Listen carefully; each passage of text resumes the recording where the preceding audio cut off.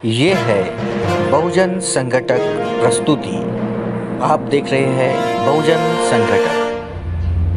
आयुष्यातले जे काही अतिशय महत्त्वाचे गहन प्रसंग म्हणा, वेळ म्हणा असते, त्यातली एक अतिशय महत्त्वाची वेळ म्हणजे आपल्या करिअर बाबतचा निर्णय घेण्याची असते,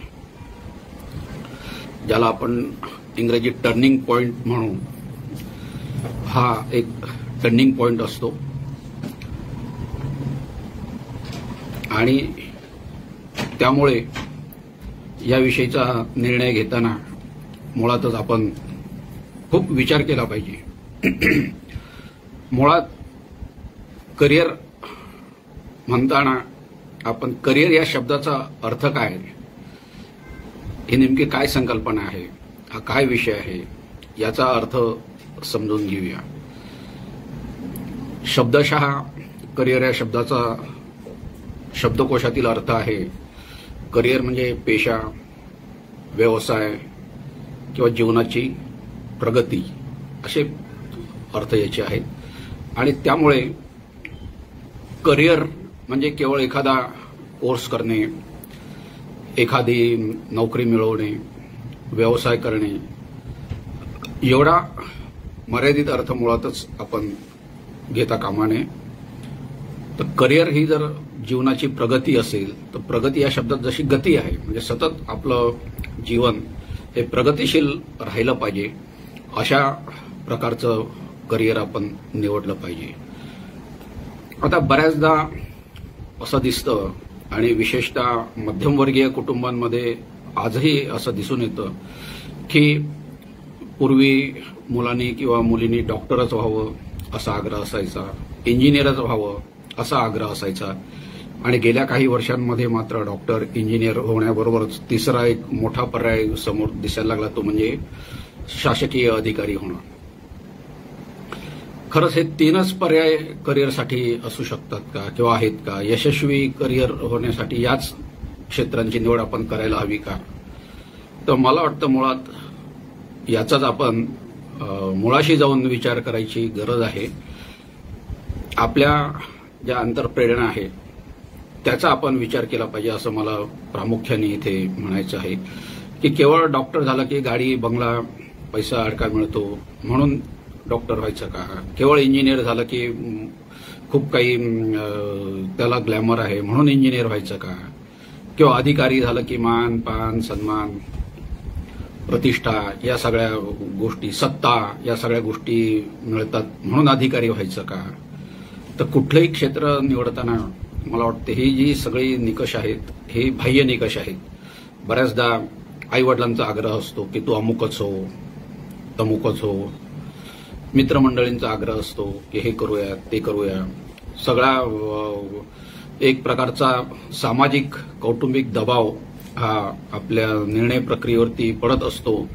आणि यात नेमका आपला जो आतला आवाज, आपली आवड, आपली निवड हे जी असायला हवी ते यात राहत नाही। आणि या बाह्य निकषांच्या आधारावरती आपण एखाद्या अभ्यासक्रमाची निवड करतो, त्याच्यासाठी जीवतोड मेहनत करतो, स्पर्धा परीक्षा उत्तीर्ण होतो, तो अभ्यासक्रमही पूर्ण करतो, पुढे जाऊन त्या क्षेत्रातली नोकरी किंवा व्यवसाय करायला लागतो। पण जसं मी मगाशी म्हणालो की एखादी नोकरी किंवा व्यवसाय मिळवण्यापुरताच एखादा कोर्स जर आपण करणार असू, त्याच्यासाठी जर आपली आवड निवड बाजूला ठेवणार असू, तर निवडलेला कोर्स, अभ्यासक्रम, त्याचप्रमाणे त्याच्या पुढची नोकरी आणि व्यवसाय हे आपण कधीही आनंदाने, समाधानाने करू शकणार नाही। त्याचा आनंद, समाधान जसं आपल्याला मिळणार नाही तसंच आपल्या कामातून आपण इतरांना सुद्धा आनंद किंवा समाधान देऊ शकणार नाही। कारण केवळ व्यावहारिक कारणामुळे आपल्या स्वतःच्या अनिच्छेपोटी या गोष्टी आपण करायला लागतो आणि त्यातच मग ओढाताण सुरू होते। बाह्यतः सगळ्या गोष्टी कित्येकदा आपण बघतो व्यवस्थित दिसतात, चांगल्या दिसतात, पण अंततः ती व्यक्ती मात्र त्याच्या नोकरीत, व्यवसायात समाधानी नसते। भले बाह्यतः त्याला पैसा, अडका, ज्या काही गोष्टींमुळे तो त्या क्षेत्रात आलेला असेल ते मिळतही असेल तरी समाधान मात्र तो हरवून बसलेला असतो. आणि म्हणून मला या ठिकाणी असं आग्रहाने म्हणायचं आहे की केवळ डॉक्टर, इंजिनियर किंवा अधिकारी, आणि आजकाल तर गेल्या काही वर्षांमध्ये आपण बघतोय की डॉक्टर आणि इंजिनियर झालेले सुद्धा व्यक्ती प्रशासकीय नोकऱ्यांकडे मोठ्या प्रमाणात वळत आहे. हाही त्यांचा निर्णय मुळातच चुकलेला होता का, की त्यांना जर प्रशासकीय अधिकारी व्हायचं होतं तर डॉक्टर आणि इंजिनियर होण्याची खरंच गरज होती का? कारण प्रशासकीय अधिकारी होण्यासाठी किमान पात्रता पदवीधर इतकीच आहे. आणि मलाही खरोखर कधी कधी प्रश्न पडतो की एखादी BA, BCom, BSc झालेली पण व्यक्ती स्वतःच्या मेहनतीने, बुद्धीने IAS अधिकारी पण होते, उपजिल्हाधिकारी पण होते, आणि त्याच वेळेला एखादा IITतून MTech, MS, MD झालेल्या व्यक्ती सुद्धा IASच होतात किंवा डेप्युटी कलेक्टर वगैरेच होतात. तर अशा वेळेस खरंच कोण हुशार समजायचं की BA, BCom, BSc करूनही IAS होतात ते, का MTech, MD, MS असं उच्च व्यावसायिक शिक्षण घेतलेली व्यक्ती पण?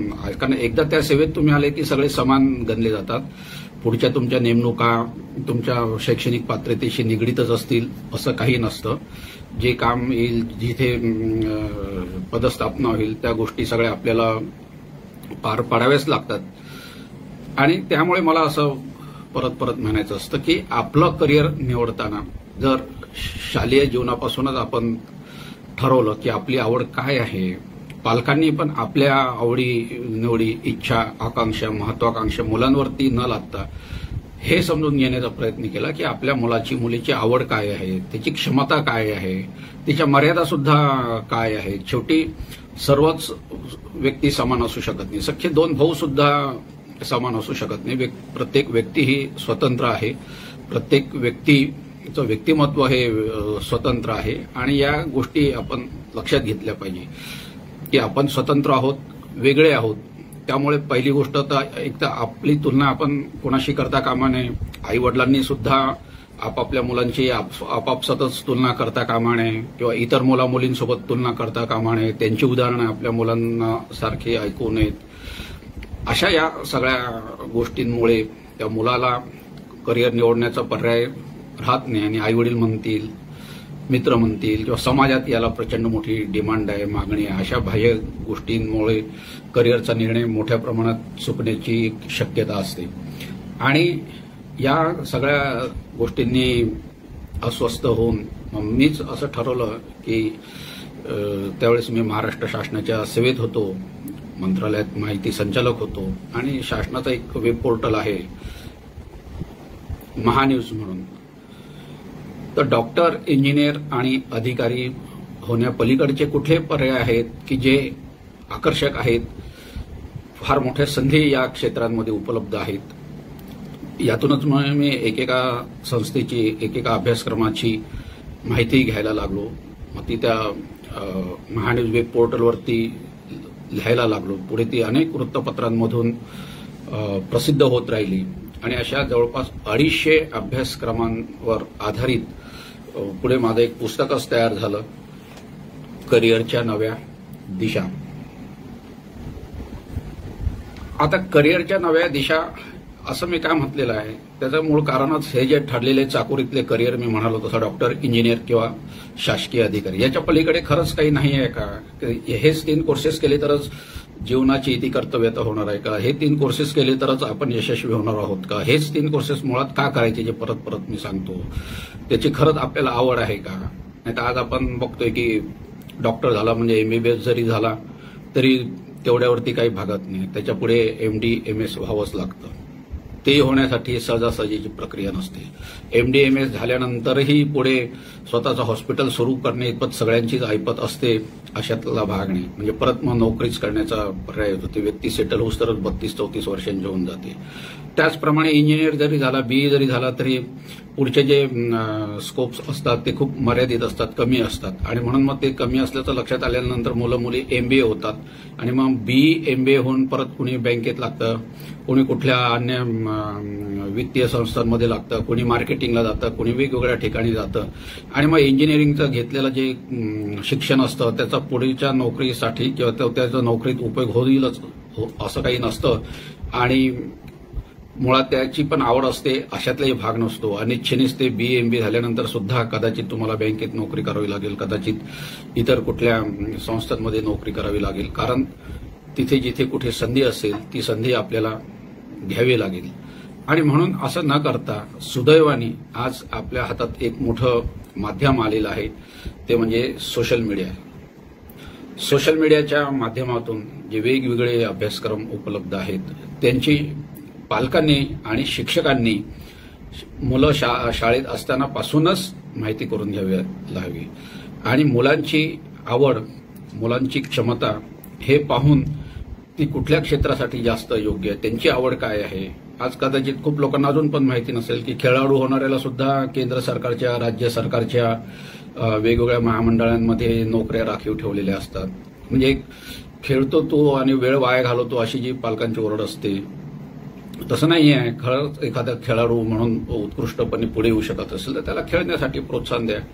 एखाद्याला चित्रकलेची आवड असेल तर त्याला चित्रकलेतच पुढे करिअर करू द्या. त्याच्यात फार मोठ्या मोठ्या संधी उपलब्ध आहे की हा चित्र काढतो म्हणजे काही करतच नाही, किंवा याला वाचनाची आवड आहे म्हणजे वेळ फालतूच घालवतो, असंही काही नाही आहे. तर त्याची जी आवड आहे त्याच्या आवडीचा विचार करा, तेव्हा त्यानुसार त्याला शाळेत असतानापासूनच त्याची आवड ओळखून तसंच त्याला प्रोत्साहन द्या आणि पुढे जायची त्याला संधी द्या. त्याच्या मनाप्रमाणे अभ्यासक्रम निवडायची संधी द्या. त्याच्या मनाप्रमाणे त्याला त्याचं करिअर, म्हणजे मी जसं म्हणतो की केवळ एखादी नोकरी, एखादा कोर्स नाही आहे, तर त्याचं पुढचं जीवन पूर्णपणे त्या क्षेत्रात त्याला व्यतीत करायचं असतं. पुढची जी 20, 22, 25 वर्षापर्यंत जरी आपण निवडलेले अभ्यासक्रम पूर्ण केले तर त्याच्या पुढची 30-35 वर्ष ज्या क्षेत्रात त्याला व्यतीत करायची आहे, ज्या क्षेत्रात त्याला अक्षरशः दिवसरात्र काम करायचं आहे, ते जर क्षेत्र त्याच्या आवडीचं असेल तर आपण काम करतो असं त्याला मुळातच कधी वाटणार नाही. अतिशय आनंदाने, उत्साहाने तो काम करेल. सकाळ असेल, संध्याकाळ असेल, शनिवार असेल, रविवार असेल, दसरा असेल, दिवाळी असेल,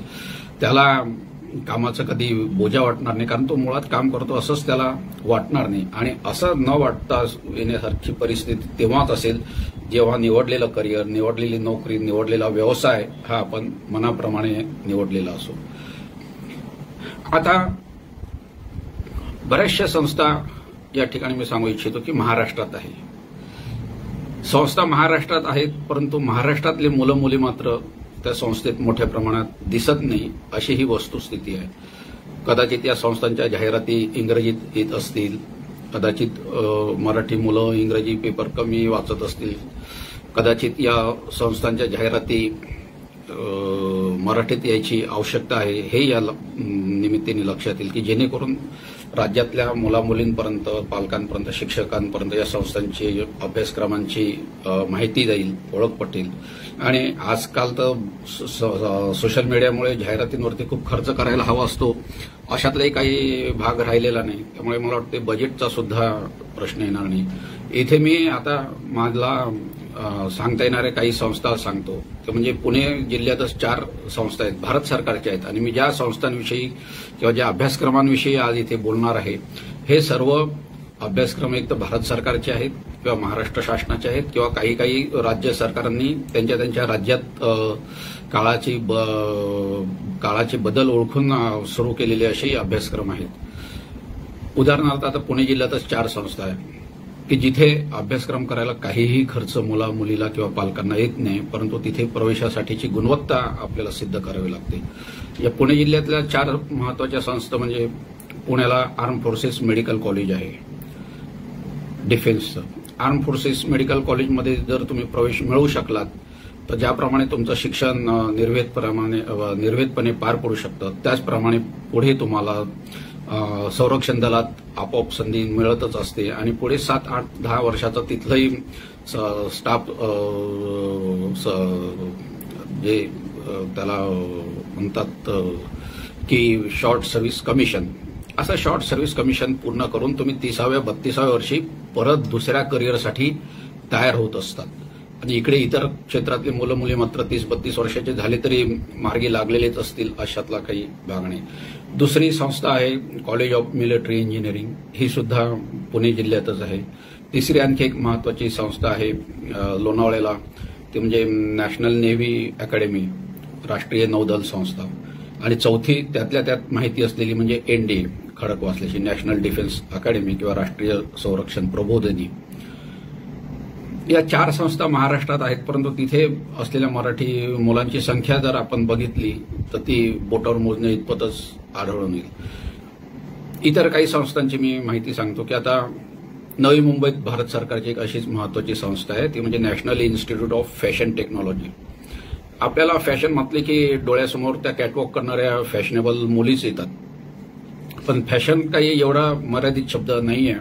10-12 प्रकारच्या फॅशन असतात. फर्निचरची फॅशन असते, घरातल्या इंटिरियर डिझाईनची फॅशन असते, बोटं चपलांची फॅशन असते, फर्निचरची फॅशन असते, इंडस्ट्रियल फॅशन असते. फॅशनमध्ये सुद्धा वेगवेगळे स्पेशलायझेशन आहे आणि ही सुद्धा भारत सरकारची संस्था आहे. त्यामुळे ज्यांना चित्रकलेची आवड आहे, इतर कला क्षेत्राची आवड आहे, अशा मुलामुलींनी केवळ इंजिनिअरिंगकडे न जाता या इन्स्टिट्यूटकडे जर आले तर या इन्स्टिट्यूटमधल्या मुलामुलींना आज राष्ट्रीय आणि आंतरराष्ट्रीय स्तरावरती मोठ्या प्रमाणात मागणी आहे. त्यामुळे त्यांच्या आवडीचं इथे अभ्यासक्रम निवडू शकतील, पुढे ते क्षेत्र निवडू शकतील आणि पुढे जसं मी बोललो की राष्ट्रीय आंतरराष्ट्रीय स्तरावरती या संस्थेतल्या मुलामुलींना मोठ्या प्रमाणात मागणी आहे, संधी आहे. तशीच एक अंधेरीला महत्वाची संस्था आहे मुंबईतल्या अंधेरी इथे, इंडियन मेरीटाईम इन्स्टिट्यूट.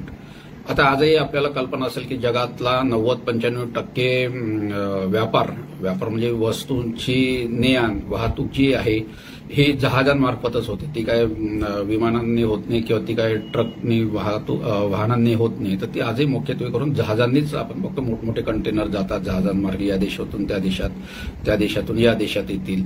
तर ही मोठ्या प्रमाणाची जहाज वाहतूक आहे. या क्षेत्रात प्रचंड मोठ्या प्रमाणात प्रशिक्षित मनुष्यबळाची मागणी असते, कारण जसं मी बोललो की 90-95% जगाचा व्यापार हा सागरी मार्गेच होत असतो. आता ही मुंबईत असलेली संस्था जी मी बोललो, नवी मुंबईत असलेली संस्था बोललो, पुणे जिल्ह्यातल्या 4 संस्था बोललो, त्याचप्रमाणे इतर काही संस्था इतरही शहरांमध्ये आहे की औरंगाबादला सीपेट म्हणून संस्था आहे, central institute of plastic engineering and technology. आता भारत सरकारच्या धोरणानुसार तर नॉन मॅट्रिक असलेल्या मुलामुलींसाठी सुद्धा इथे अभ्यासक्रम आहेत, डिप्लोमा कोर्सेस आहेत, डिग्री कोर्सेस आहेत, पीएचडीचे सुद्धा कोर्सेस आहेत. परंतु खुद्द औरंगाबादमधल्याच पालकांना, शिक्षकांना या संस्थेची माहिती नाही आहे. मुंबईतल्या संस्थेची माहिती मुंबईतल्याच पालकांना नाही आहे. पुणे जिल्ह्यातल्या संस्थांची माहिती पुणे जिल्ह्यातल्याच लोकांना नाही आहे. नागपूरला संस्था आहे fire training college, national fire college. इतरही अशा या ज्या संस्था आहेत ज्या महाराष्ट्रात आहेत, जिथे अभ्यासक्रम करण्यासाठी काहीही विशेष खर्च येत नाही आणि जिथले अभ्यासक्रम पूर्ण करायच्या आधीच तुम्हाला पुढच्या करिअरची नक्की हमी मिळालेली असते, कारण हे सगळेच अभ्यासक्रम प्रचंड मागणी असणारे आहेत. त्यामुळे असे अभ्यासक्रम बघा, अशा संस्था निवडा की जिथे तुमची आवड आणि त्या अभ्यासक्रमाची सांगड घालता येऊ शकेल आणि पुढे केवळ नोकरी किंवा व्यवसाय म्हणून न बघता तुमचं जीवन तुम्ही आनंदाने व्यतीत करू शकाल. आता जसं मी बोललो की इतरही काही राज्य सरकारांनी महत्वाच्या संस्था स्थापन केलेल्या आहे की गुजरात सरकारने इन्स्टिट्यूट ऑफ एंटरप्रेनरशिप डेव्हलपमेंट म्हणजे उद्योजकता विकास प्रशिक्षण संस्था सुरू केलेली आहे की जर तुम्हाला मुळातच उद्योजक व्हायचीच आवड असेल तर त्या संस्थेत जाऊन तुम्ही तो अभ्यासक्रम करू शकाल आणि इतर अभ्यासक्रम करून नंतर मग उद्योजक व्हायचं ठरवण्यापेक्षा जर तुम्ही 12वी नंतरचा उद्योजक होण्याचाच अभ्यासक्रम केला तर त्याचा साहजिकच ताबडतोब तुम्हाला उपयोग होऊ शकेल. हरियाणा सरकारने एक त्यांची विद्यापीठ स्थापन केलेलं आहे की जिथे चित्रपटकला, नाट्यकला, दृश्यकला असं कलाविषयक विद्यापीठ हरियाणा सरकारने स्थापन केलेलं आहे. रोहतकला असलेल्या या विद्यापीठात सुद्धा प्रवेश मिळवल्यानंतर तिथून बाहेर पडताना सुद्धा नोकरी व्यवसायाची मोठ्या प्रमाणात संधी उपलब्ध आहे. पण हे किती लोकांना माहिती आहे? Film and television institute of India ही परत पुण्यातच असलेली संस्था आहे. तिथेही अभ्यासक्रम केल्यानंतर मोठ्या प्रमाणात संधी मिळू शकते.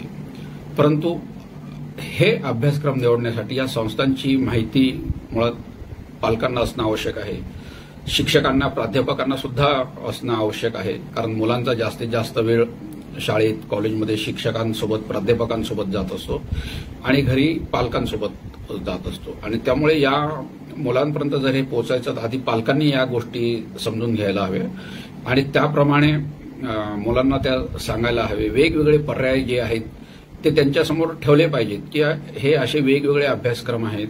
आता मॅनेजमेंटचं जरी उदाहरण घेतलं तरी आपल्याकडे मॅनेजमेंट म्हणजे एमबीए एवढंच मर्यादित आहे, परंतु खरं म्हणजे Indian institute of petroleum management आहे. जसं मी जहाजांच्या बाबतीत बोललो, जगभर पेट्रोलवरती जग चाललेलं असतं. पेट्रोलियम मॅनेजमेंटमध्ये एमबीए करणाऱ्यांना प्रचंड प्रमाणात नोकरीची राष्ट्रीय आंतरराष्ट्रीय स्तरावर संधी असते. जसं मगाशी मी सुरुवातीला बोललो की बीई होऊन उपयोग होत नाही म्हणून एमबीए करतात. मग बीई आणि एमबीए परत 4 आणि 2 6-7 वर्ष शिक्षणात घालवण्यापेक्षा भारत सरकारचीच एक संस्था आहे भोपाळला, Indian institute of corporate affairs, corporate क्षेत्रात जाणाऱ्यांसाठीच ही संस्था आहे. मग 12वी झाल्यानंतर जर हा 4 वर्षाचा कॉर्पोरेट अफेअर्सचा कोर्स केला तर ताबडतोब कॉर्पोरेट सेक्टरमध्येच जाण्याची संधी उपलब्ध आहे. आवडीचंच क्षेत्र निवडलेलं आहे म्हटल्यावर अभ्यासक्रम सुद्धा ते आनंदाने मुलामुलींकडून पूर्ण होतील आणि पुढचं निवडल्या गेलेलं करिअर सुद्धा ते आनंदाने व्यतीत करू शकतील. अशा वेगवेगळ्या प्रकारचे म्हणजे मला माहिती झालेले असे जवळपास 250 कोर्सेस आहेत. काही तर लघु अभ्यासक्रम सुद्धा आहेत. त्यामुळे 10वी झालेल्यांसाठी जसे आहेत, 10वी नापास झालेल्यांसाठी सुद्धा आहेत. त्यामुळे उच्च शिक्षण घेतलं म्हणजेच आपण खूप पुढे जाऊ शकू असं न समजता त्याच्यातही सगळ्यांची परिस्थिती असेल, आवड असेल अशातलाही काही भाग नाही. त्यामुळे 10वी 12वी पास नापास असतील, पदवीधर झालेले असतील, पुढचं पदव्युत्तर शिक्षण घ्यायचं असेल तर या सर्वांनी हे जे वेगवेगळे पर्याय उपलब्ध आहेत ते पाहिले पाहिजे, शोधले पाहिजे. रोज निदान 4-6 तरी वृत्तपत्र घरी घेण्याची ऐपत नसेल तर गावात जिथे कुठे लायब्ररी असेल तिथे गेलं पाहिजे, तिथे वाचलं पाहिजे. सुदैवाने आजकाल वृत्तपत्र सुद्धा पीडीएफच्या फॉर्मॅटमध्ये मोबाईलवरती येत राहतात आणि मी जसं म्हणालो की वेगवेगळ्या संस्थांच्या वेबसाईट्स आजकाल उपलब्ध आहे. त्यामुळे सांगायला कोणी मार्गदर्शक जरी नसेल तरी आपल्या हातात जे मोबाईल आहे हे मोठं दुधारी शस्त्र आहे आणि त्याचा जास्तीत जास्त चांगला उपयोग आपल्याला कसा होऊ शकेल, वेगवेगळ्या अभ्यासक्रमांची आपण माहिती कशी मिळवू शकू त्याचा या मोबाईलच्या माध्यमातून उपयोग करून घ्या. त्याप्रमाणे संधी तिथे शोधा. दुसरा एक मला इथे आवर्जून नमूद करायचं की काही देशांमध्ये ह्युमन लायब्ररी अशी एक कन्सेप्ट आहे, म्हणजे आपण मराठीत त्याला मानवी वाचनालय असं म्हणूया. आता हा काय प्रकार आहे मानवी वाचनालय म्हणजे? तर मानवी वाचनालय म्हणजे असं की एखाद्या व्यक्तीला एखाद्या क्षेत्रातली माहिती जर जाणून घ्यायची असेल तर त्या क्षेत्रातल्या व्यक्तीशी संपर्क साधून आणि ज्या व्यक्तीला अशी माहिती सांगण्याची बोलण्याची आवड पण आहे अशा 2 व्यक्तींची एकत्र गाठ पडते आणि दोन्ही व्यक्ती एकमेकांच्या सोयीने एखाद्या ठिकाणी कधी कॅफेमध्ये किंवा कुठे जिथे कुठे दोघांनी सोयीचं असेल असं ठिकाण निवडतात आणि तिथे त्या व्यक्तीविषयी किंवा त्या क्षेत्राविषयी जाणून घेऊ इच्छितात. तर मला सांगा किती डॉक्टर होऊ इच्छिणाऱ्या व्यक्तींनी अशा प्रकारे डॉक्टरांशी संपर्क साधलेला असतो का? किंवा डॉक्टर झाला की पुढे काय असतं, कसं असतं, काही नाही. किती जणांनी इंजिनियर झालेल्यांशी संपर्क साधलेला असतो का? किती जणांनी प्रशासकीय अधिकारी झालेल्यांना विचारलेलं असतं का की प्रशासकीय सेवा नेमकी कशी आहे, काय आहे, काय नाही, याच्यातले फायदे जसे आहेत तसे तोटे पण काय आहेत हे कधी जाणून घ्यायचा प्रयत्न केलेला आहे का? हा जर नसेल तर मग त्यांचं ज्ञान अद्यावत कसं होईल, त्यांची आवड त्यांना कशी तपासून पाहता येईल. प्रशासकीय अधिकारी झालेल्यांना विचारा, त्यांना कितीतरी बहुतेक लोकांचा असा समज किंवा गैरसमज असतो की सरकारी नोकरी म्हणजे एकदम आरामाची नोकरी असते. आता मी स्वतः 6 वर्ष भारत सरकारच्या सेवेत होतो, 26 वर्ष महाराष्ट्र सरकारच्याही सेवेत अधिकारी होतो. कितीतरी सरकारी नोकऱ्या अधिकाऱ्यांच्या असतील किंवा कर्मचाऱ्यांच्या सुद्धा असतील या अशा असतात की तिथे कधी दिवस पाहिल्या जात नाही, रात्र कधी पाहिल्या जात नाही. शनिवार असेल, रविवार असेल, सुट्टीच्या दिवशी सुट्ट्या मिळतील याची काही शाश्वती नसते. दसरा, दिवाळी सारखे सण असतील, सगळं जग ते साजरे करत असतात, परंतु हे अधिकारी कर्मचारी मात्र आपली नोकरी किंवा आपलं कर्तव्य बजावत असतात. याचं ताजं उदाहरण म्हणजे आता आपण बघितलं की गेले 1.5-1.5 वर्ष कोरोनाच्या परिस्थितीत आरोग्य विभाग असतील, पोलीस यंत्रणा असेल, नगरपालिका, महानगरपालिका या अशा ज्याला आपण इमर्जन्सी सर्व्हिसेस म्हणतो किंवा आपत्कालीन सेवा म्हणतो या सेवेतल्या कितीतरी लोकांना 1-1 दिवसाची सुद्धा सुट्टी मिळालेली नसेल. कितीतरी दिवसाबरोबर रात्री सुद्धा त्यांना कामात घालवलेली असतील आणि ही परिस्थिती सुद्धा कशी तर जीवावर उदार होऊन काम करायला लावणारी परिस्थिती आहे. ही आता परिस्थिती कोरोनाची उद्भवलेली आहे, परंतु याच्या पूर्वी सुद्धा जेव्हा कधी भूकंप होतो, पूर येतो, महापूर येतो, अन्य काही नैसर्गिक आपत्ती निर्माण होतात, काही वेळेला मानवनिर्मित आपत्ती निर्माण होत असतात आणि अशा परिस्थितीत काम करणं म्हणजे ते अधिकारी आणि कर्मचारी यांची प्रचंड मोठी कसोटी असते. जसं मी म्हणालो की ज्याप्रमाणे त्यांच्या वेळप्रसंगी जीवाला सुद्धा धोका निर्माण होत असतो, वेळप्रसंगी चहा पाणी मिळायची सुद्धा मारामार होत असते, उपाशी किती तास काम करत राहावं लागतं. त्यांच्या घरच्यांना त्यांची सततची काळजी असते की गेलेल्या व्यक्ती सुखरूप येईल की नाही, कसं असेल, काय असेल, काही नाही. तेव्हा आपण ज्यावेळेस प्रशासकीय अधिकारी व्हायचं ठरवत असू तर हे सगळं अशा पद्धतीने काम करायची आपली तयारी आहे का, आपल्यावरती ऐनवेळी येऊन पडणाऱ्या जबाबदाऱ्या आपण पार पाडू शकू का, त्याला आपण समर्थपणे तोंड देऊ शकू का. आणि अशा जर काही अधिकाऱ्यांकडून कर्मचाऱ्यांकडून सुद्धा जर तुम्ही जाणून घेतलं तेव्हा नेमकं काय काम असतं, कसं असतं, काही नाही, तर बऱ्याच जणांचा सेवेत आल्यानंतर अपेक्षाभंग होण्याची जी शक्यता असते ती तशी राहणार नाही आणि त्यांना वस्तुस्थिती कळेल की अरे नाही बाबा, मला या स्वरूपाचं काम करणं काही माझ्या आवडीत बसणारं नाही आहे, त्याच्यापेक्षा मला मग मी शिक्षक होईल किंवा प्राध्यापक होईल ते जास्त माझ्या मनोवृत्तीला लायक काम असेल, की नाही मला प्रसारमाध्यमांमध्ये काम करण्यास जास्त आवड वाटेल. अशी जी वेगवेगळी क्षेत्र आहेत हे मी उदाहरणादाखल बोलतोय की व्यवस्थापन असेल, प्रसारमाध्यमांचं क्षेत्र मोठ्या प्रमाणात पुढे चाललेलं आहे. दिवसेंदिवस आपण बघतो की प्रसारमाध्यमांचं सुद्धा स्वरूप बदलत चाललेलं आहे. माहिती तंत्रज्ञान क्षेत्र असेल, फॅशन टेक्नॉलॉजी असेल, ज्याला रायझिंग इंडस्ट्रीज किंवा रायझिंग फील्ड म्हणतात, उभरती क्षेत्र अशी आहेत, ती बघितल्या गेली पाहिजे, त्यांचा अभ्यास केला पाहिजे, त्यांची माहिती घेतली पाहिजे आणि या सगळ्यांची आणि परत मी जे सांगतो की आपली आवड, आपली क्षमता याची सांगाड घालूनच या गोष्टी निवडल्या गेल्या पाहिजे, जेणेकरून तो अभ्यासक्रम करताना सुद्धा आनंदच वाटेल, समाधान वाटेल आणि केल्यानंतर सुद्धा ज्या क्षेत्रात तुम्ही जाणार असाल त्या क्षेत्रात तुम्ही आनंदाने जाऊ शकाल. बऱ्याचदा आपण बघतो की संरक्षण दलात मोठ्या प्रमाणात संधी उपलब्ध असतात, 10वी नंतरही असतात, 12वी नंतरही असतात, पदवी नंतरही असतात. संरक्षण दलातल्या ज्या संधी असतात त्या कशा प्रकारे उपलब्ध होऊ शकतील, कशा प्रकारे उपलब्ध आहेत, त्या आपल्या आवडीनिवडीशी मिळत्या जुळत्या आहेत ना याची तपासणी करा. त्या क्षेत्रात जा, तिथे सुद्धा वेगवेगळ्या क्षेत्रात संधी उपलब्ध आहे, त्यांच्या सुद्धा वेगवेगळ्या इन्स्टिट्यूट्स आहेत, त्यांचा अभ्यास करा, त्यांचा विचार करा. आणि करिअर म्हणजे परत मी म्हणतो की केवळ डॉक्टर झाल्यानेच तुम्ही यशस्वी व्हाल, केवळ इंजिनियर झाल्यानेच यशस्वी व्हाल किंवा केवळ अधिकारी झाले म्हणूनच यशस्वी व्हाल असातला भाग नाही. तर तुमच्या आवडीचं क्षेत्र तुम्ही निवडलं तर तुम्ही तुमच्या दृष्टीने यशस्वी होणं महत्वाचं आहे. तुमचं जीवन तुम्ही स्वतः आनंदाने व्यतीत करणं आवश्यक आहे, जेणेकरून कुठल्याही प्रकारचा ताणतणाव तुम्हाला कधी जाणवणार नाही, कारण तुम्ही आवडीचं क्षेत्र निवडलेलं आहे. त्यामुळे तिथे ताणतणाव असेल, कामाचा बोजा असेल, कामाचं बर्डन असेल, असं जे काही आपण म्हणतो ते कधी वाटणारच नाही. बँकिंग क्षेत्र आहे, पण खरंच बँकेची आवड आहे का, की केवळ इतर 4 मित्र बँकेकडे जात आहेत म्हणून मी पण बँकेत जातो, ही आवड आपली तपासा. खरंच मला बँकिंग क्षेत्राची आवड आहे का, खरंच मला चार्टर्ड अकाउंटंट व्हायचं आहे का. तर नाही तर आपण बघतो दुर्दैवाने काही मुलं 5-5, 6-6, 7-7 वर्ष झाले तरी चार्टर्ड अकाउंटंटचाच अभ्यास करत बसतात, काही होत नाही. काही मात्र 3-4 वर्षातच चार्टर्ड अकाउंटंट होऊन जातात आणि मार्गी पण लागतात. अशा वेळेस मग घरचे दारची तुलना करायला लागतात, आपणही आपली तुलना अशांशी करायला लागतो की आपण खरंच लायक आहोत का, आपल्या जगण्याविषयी, आपल्या अस्तित्वाविषयीच आपल्याच मनात शंका निर्माण होते की आपण खरंच जगायला तरी लायक आहोत का. आणि अशा परिस्थितीत त्या क्षेत्रात त्या अभ्यासक्रमात जर यश मिळत नसेल तर ती व्यक्ती मग निराशेच्या गर्दीत पडण्याची शक्यता असते. आणि म्हणून मग परत मी हेच सांगेल की आपली आवड ओळखा, त्याप्रमाणे आपली निवड ठेवा, आपली क्षमता ओळखा. प्रत्येकाची क्षमता काय उच्च शिक्षण घेण्याचे असेल अशातला भाग नाही आणि त्यामुळे उच्च शिक्षणाचा सुद्धा अट्टाहास न धरता जिथे तिथे आपल्याला योग्य वाटतील असे अभ्यासक्रम निवडा. माझ्या पाहण्यात कितीतरी व्यक्ती अशा आहेत की ज्या नीट शिकलेल्या सुद्धा नाही आहेत, ज्यांच्या मी प्रेरक कथा लिहिलेल्या 26 महिलांच्या प्रेरक कथा माझ्या या महान्यूज पोर्टलवरूनच प्रसिद्ध झाल्यानंतर त्यावर वृत्तपत्र झालं आणि त्याच्यावरही आधारित पुस्तक निर्माण झालेलं आहे. या पुस्तकातल्या काही महिला, उदाहरणार्थ मुंबईतल्या सुशीलाबाई साबळे स्वतः कचरा विचक महिला आहे.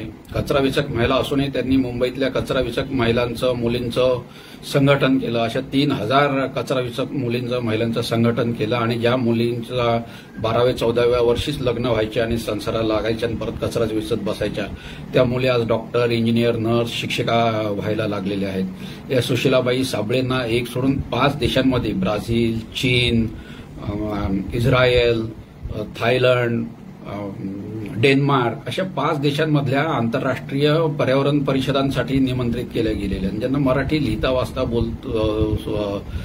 सुद्धा येत नाही, ज्यांची मराठी सुद्धा ज्याला प्रमाण मराठी म्हणतात तशी नाही, कारण ते जालना जिल्ह्यातल्या एका खेड्यातून आलेल्या आहे. त्या बाई 5 देशांमध्ये बोलावल्या जातात, सन्मानाने निमंत्रित केल्या जातात आणि तिथे त्यांचे विचार ऐकले जातात.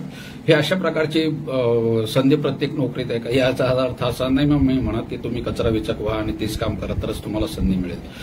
किंवा अहमदनगरच्या बेबीताई गायकवाड आहेत, स्वतः 7वीत शिकलेल्या आहेत, परंतु त्यांनी वाचन चळवळीत मोठं नाव मिळवलेलं आहे. साधी भाजी विकायच्या त्या, परंतु त्यांना महाराष्ट्र सरकारचा 1 लाख रुपयाचा पहिला पुरस्कार मिळालेला आहे. मराठी भाषेच्या वृद्धीसाठी त्यांनी प्रयत्न केलेला आहे. म्हणून हे उदाहरण मी अशासाठी देतो की कुठल्याही नोकरीत किंवा व्यवसायात किंवा कुठल्याही कामात मुळातच कमीपणा न मानता, कदाचित काही वेळेला ते पदरी पडलं असेल, स्वीकारलेलंच असेल अशातला भाग नाही, परंतु ते मिळून सुद्धा जर त्यात तुम्ही प्रगती करायचीच ठरवली तर नक्कीच करू शकता. आता 4 वर्षापूर्वीच एक मी सुजाता कोथमिरे म्हणून मुलगी आहे, त्यावेळेस पूर्ण भारतातनं 7 अंध स्टेट बँकेसाठी निवडले गेले प्रोबेशनरी अधिकारी. त्या 7 मध्ये ही एकमेव मुलगी होती. त्या 7 पैकी परत हे 6 अंध इंजिनियर ग्रॅज्युएट होते, परंतु ही सुजाता एकमेव अशी होती की जी BA इकॉनॉमिक्स झालेली होती. आता तिच्याही बाबतीत असं की आई वडील अशिक्षित, सांगली जिल्ह्यातल्या एका ग्रामीण भागातून ठाण्यात अंबरनाथला आलेले वडील कामगार म्हणून, त्यांची तब्येत बरी राहायची नाही. त्याच्यात ज्या समाजातून आलेली होती त्या समाजात 12-14 वर्षाची मुलगी झाली की लग्नाचा तगादा, परंतु तिची शिकायची इच्छा आणि आईवडिलांची सुद्धा मुलांनी शिकायची इच्छा, याच्यामुळे ती शिकायला लागली. शिकता शिकता खेळताना पडली, दृष्टी गेली, काही वर्ष दृष्टीहीन होती, परत दृष्टी आली, परत शिकली, परत गेली आणि अशाच्यात नैराश्यात गेली. परंतु परत तिला कोणी भली व्यक्ती भेटली, तिने तिला मानसोपचार तज्ञाकडे जायचा सल्ला दिला, त्याच्याप्रमाणे ती गेली.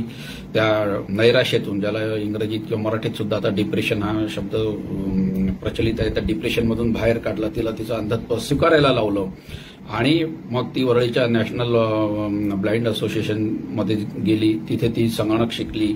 3 वर्ष वेगवेगळ्या स्पर्धा परीक्षांचा ती अभ्यास करत राहिली आणि 4 वर्षापूर्वी तिची स्टेट बँकेत प्रोबेशनरी ऑफिसर म्हणून निवड झाली. अंध मुलगी, अशिक्षित कुटुंबातून आलेली, जिच्याकडे कुणी पाहुणे मंडळी आली की खुशाल आईवडिलांना सांगायची, या आंधळीला कुठे सांभाळत बसता तुम्ही, हिचा काय उपयोग आहे तुम्हाला, कोण आहे हिच्याशी लग्न करायला, हिला नेऊन सोडा कुठेतरी, अशी बोलणी खावी लागणारी मुलगी आज तिला दिलेलं वर्षाचं टार्गेट असेल ती आत्मविश्वासाने पूर्ण करते आणि नुकतंच तिला मागच्या महिन्यातच तिच्या जे काही प्रोबेशनरी ऑफिसरच्या वरची पोस्ट होती डेप्युटी मॅनेजरची, तर ती सुद्धा, त्यांची सुद्धा जी इंटरनल डिपार्टमेंटल एक्झाम असते त्यात सुद्धा 2 वर्ष अभ्यास करून तिने ती पास झालेली आहे आणि आता तिला वरचं डेप्युटी मॅनेजरचं प्रमोशन सुद्धा मिळालेलं आहे. दुसरी एक मुलगी आहे, अपघातात पाय गमावले, दोन्ही पाय गेले, कॉर्पोरेट सेक्टरमधली नोकरीच करता येईना मुंबईसारख्या ठिकाणी, म्हणून ती सुद्धा हातबल न होता, रडत न बसता, देवाला, परमेश्वराला, नियतीला दोष न देता तिने मनाची उभारी मात्र जाऊ दिली नाही आणि तिने घर बसल्या करता येण्यासारखं काय काम आहे त्याचा शोध घेतला आणि त्यातनं ती कंटेंट रायटिंग या व्यवसायाकडे वळाली. बऱ्याच लोकांना अजूनही माहिती नाही की वेगवेगळ्या कंपन्यांना, वेगवेगळ्या संस्थांना वेगवेगळ्या प्रकारचा आकर्षक, प्रभावी असा मजकूर करून हवा असतो. जाहिरात वेगळी आणि अशा प्रकारचा मजकूर जो लागत असतो तो वेगळा. कदाचित हा मजकूर त्यांना एखाद्या त्यांच्या पब्लिकेशनसाठी लागत असेल, कदाचित कुणाला पत्र लिहिण्यासाठी लागत असेल, कदाचित कुणाला अहवाल तयार करण्यासाठी लागत असेल. तर अशा प्रकारचा कंटेंट सुद्धा मोठ्या प्रमाणात आज लागत असतो. कारण कंपन्यांतल्या अधिकाऱ्यांना हे माहिती असते की आपल्या अधिकाऱ्यांमध्ये किंवा आपल्यामध्ये ही क्षमता नाही आहे, तर ही क्षमता असणाऱ्या व्यक्तींकडून हे काम करून घ्यायला हवं. एक वेगळं क्षेत्र आहे, नवीन क्षेत्र आहे. कारण दिवसेंदिवस जागतिक प्रकारचा जागतिकीकरण आपण म्हणतो, परंतु जागतिक व्यापार व्यवहार वाढत चाललेला आहे. इकडचे लोक तिकडे जात आहेत, तिकडेचे इकडे येत आहेत.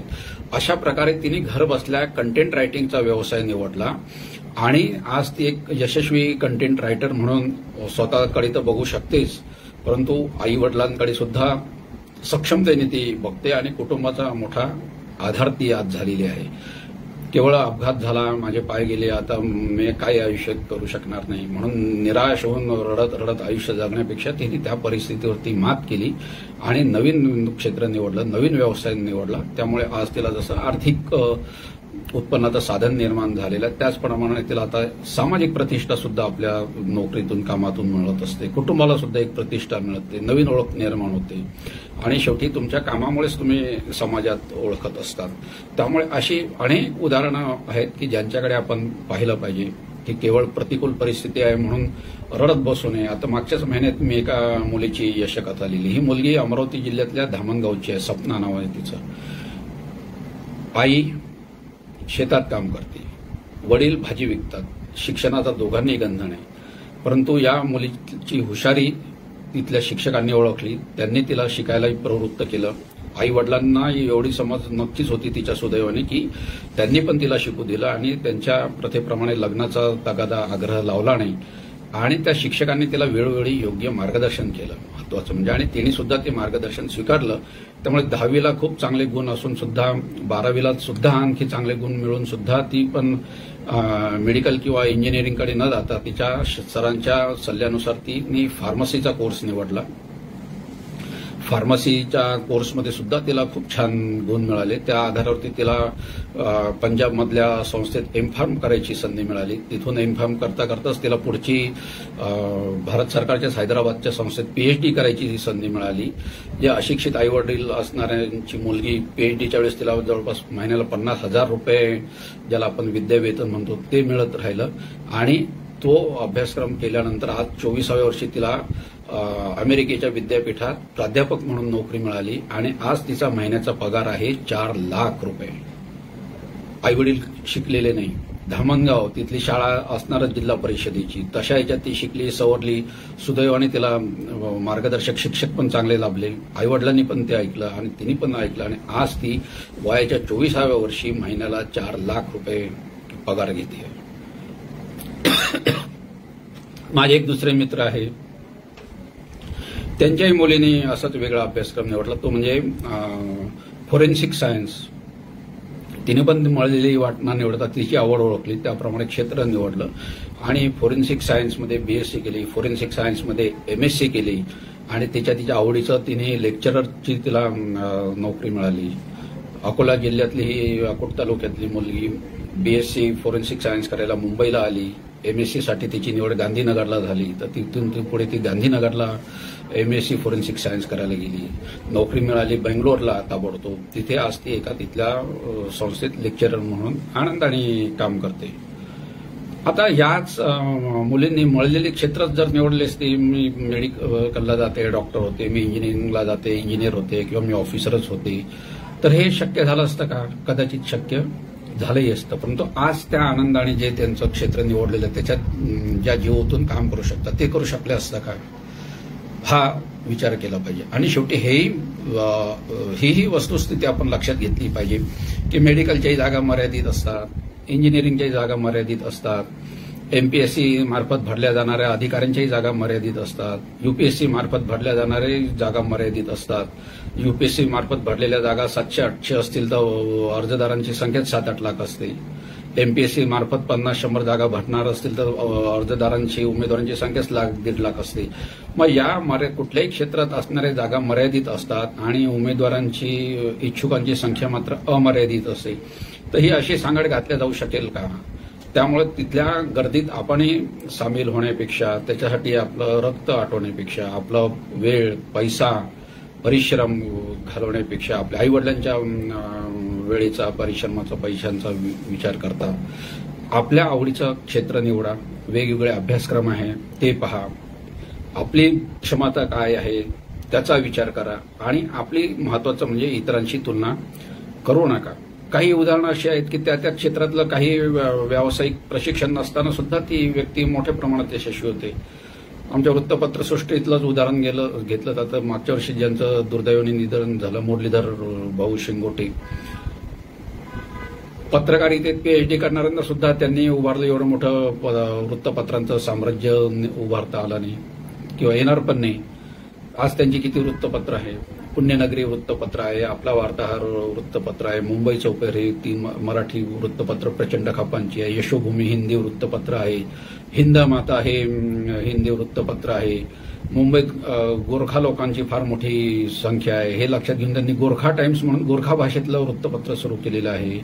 कर्नाटक जाणणाऱ्यांसाठी त्यांनी कर्नाटक मल्ल्या हे वृत्तपत्र सुरू केलेलं आहे. बऱ्याच लोकांना असं वाटतं की कर्नाटक मल्ल्याचा मालक कोणीतरी कर्नाटकीच माणूस असेल किंवा गोरखा टाइम्सचा मालक कोणीतरी तिकडचाच असेल किंवा हे जे हिंदी वृत्तपत्र आहे यशोभूमी हिंद माता यांचे मालक कोणीतरी अन्य हिंदी भाषकच असतील. पण तसं नाही, एक मराठी माणूस आहे की ज्याने या क्षेत्रात उडी घेतली आणि स्वतःच्या हिकमतीवरती, अनुभवावरती, मेहनतीवरती आज एवढं मोठं साम्राज्य निर्माण केलेलं आहे.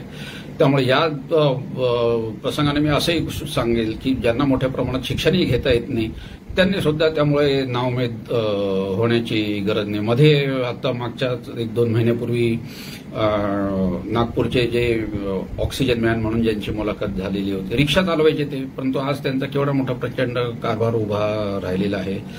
एक साधा रिक्षा चालक असलेला माणूसही जर एवढी मोठी प्रगती होऊ शकतो तर आपण किमान जे काही शिकू शकलेलो असतो त्यांनी का नाउमेद व्हावं बरं.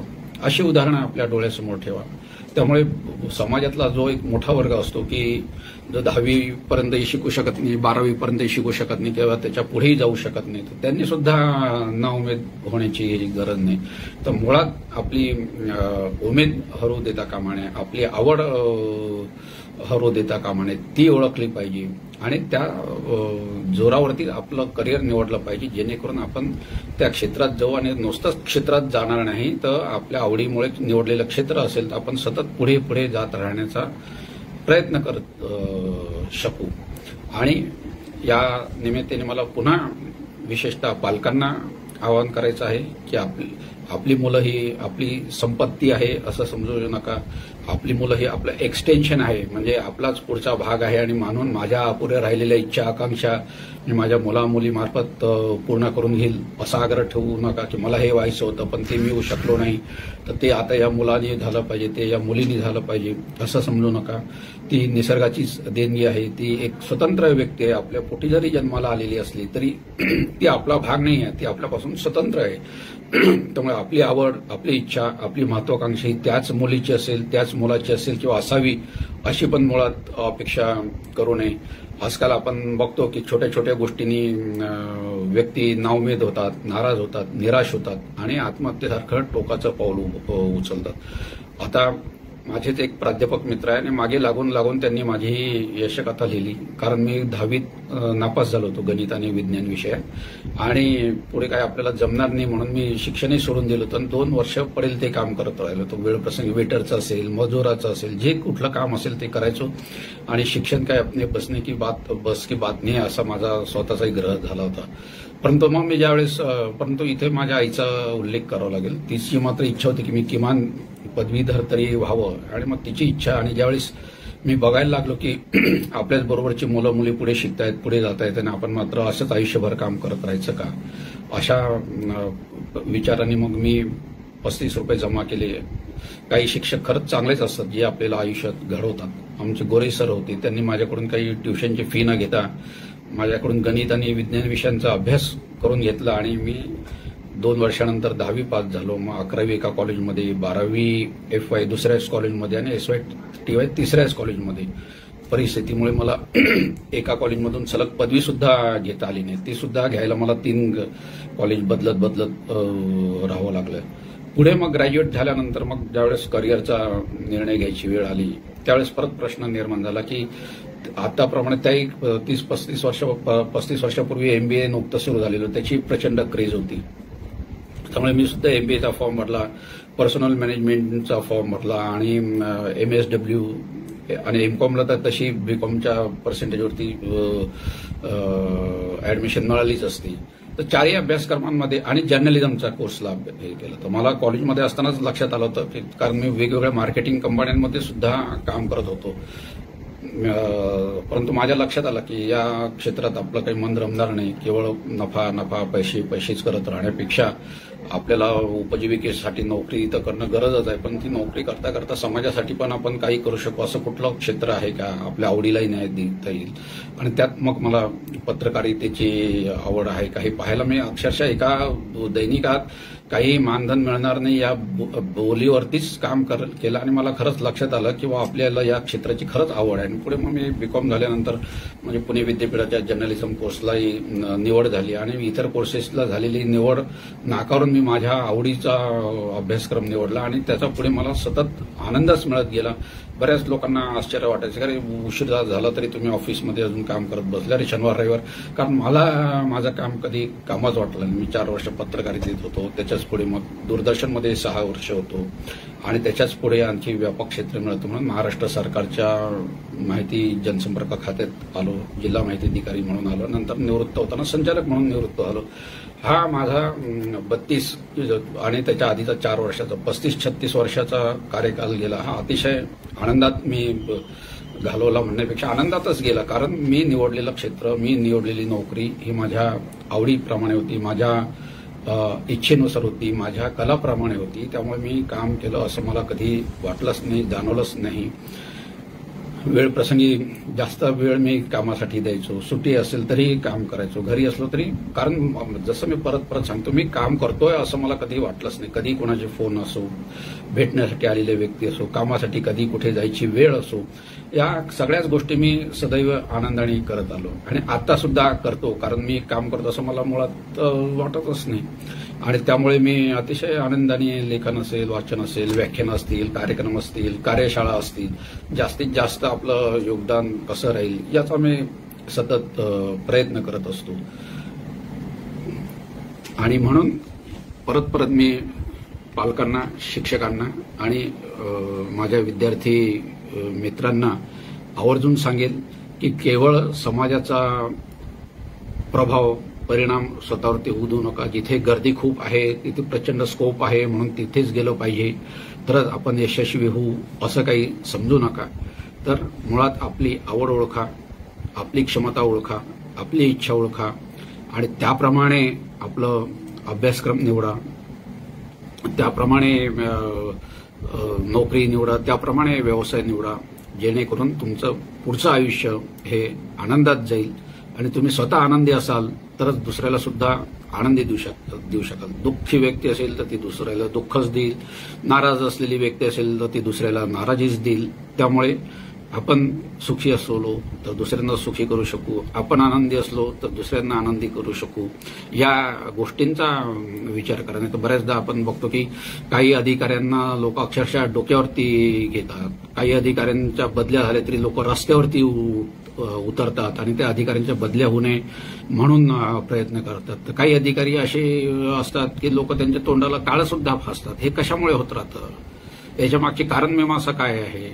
बऱ्याचदा मी म्हणतो की पद एकच असतं, त्या पदाची कर्तव्ये आणि जबाबदाऱ्या सुद्धा एकच असतात, तरी एक व्यक्ती बदलली की सगळ्या गोष्टी का बदलतात? आज आपण बघतो दुर्दैवाने डॉक्टरला आपण देव मानायचो. माझ्याच आता पोर्टलवरती मी 1 जुलैला डॉक्टर विशेषांक प्रसिद्ध केला होता. इतका भरभरून मजकूर आला, त्याचा शीर्षकच होतं डॉक्टर म्हणजे देव. डॉक्टर म्हणजे देव असं मानणाऱ्या समाजात आज वेळ प्रसंगी लोक डॉक्टरलाही मारहाण करतात, वेळ प्रसंगी त्यांचं हॉस्पिटलही जाळायचा, तोडायचा, मोडायचा प्रयत्न करतात. हे असं का चित्र होतं याचा सगळ्याच डॉक्टर होणाऱ्यांनी सुद्धा विचार करायला हवा की मला मनापासून खरंच डॉक्टर व्हायचं आहे का? मनापासून मी पेशंट्सना खरंच तपासणार आहे का? मनापासून मी खरंच त्यांच्यावरती उपचार करणार आहे का? की केवळ बाह्य कारणाने डॉक्टर झालेल्या व्यक्ती नीट बोलणार पण नाही, तो पेशंटच्या अंगाला हात पण लावणार नाही, त्याला कधी सहानुभूतीचे 2 शब्द पण ऐकवणार नाही. तर अशा डॉक्टरविषयी पेशंटच्या मनात तरी आदराची, प्रेमाची, विश्वासाची भावना निर्माण होईल का? तर त्यामुळे अनिच्छेने निवडलेलं क्षेत्र जर असेल तर त्यात तुमचं जसं नुकसान आहे त्याचप्रमाणे मग समाजाचं सुद्धा नुकसान आहे.